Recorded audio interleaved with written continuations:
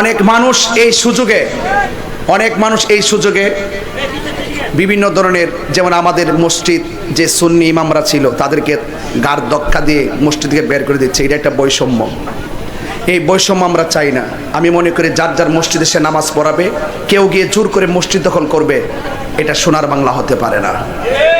অনেকের দেখেছি অনেক মাজারে আগুন দিয়েছে, এটা সম্পূর্ণ ঘৃণিত কাজ।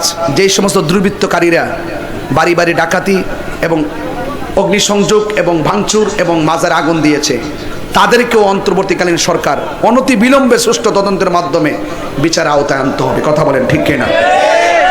এই জন্য আমি টিভি চ্যানেলের বিভিন্ন জায়গায় দেখেছি মন্দিরে হামলা করেছে কে, পাহারা দিচ্ছে কে, সবই নিউজ হয়।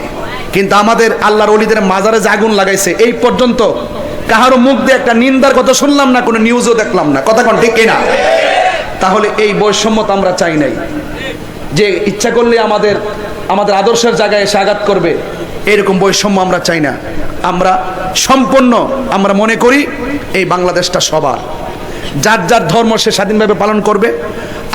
আমার কাজ যদি আপনার ভালো না লাগে, আপনি আপনারটা করেন, কিন্তু আমাকে বাধা দেওয়ার অধিকার তো আপনার নাই। কথা কোন ঠিক কিনা?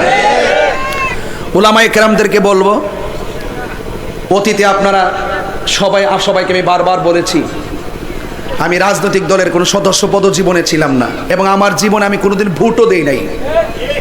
জীবনে আমি কেন্দ্রে গিয়ে কোনো সময় ভোটও দেই নাই, প্রমাণও কেউ করতে পারবে না। আমি অনুরোধ করব, ইসলামী অনেক দল আছে, তাদের সাথে আমাদের রাজনীতি কোনো দ্বন্দ্ব নাই, তাদের সাথে আমাদের আকীদার দ্বন্দ্ব।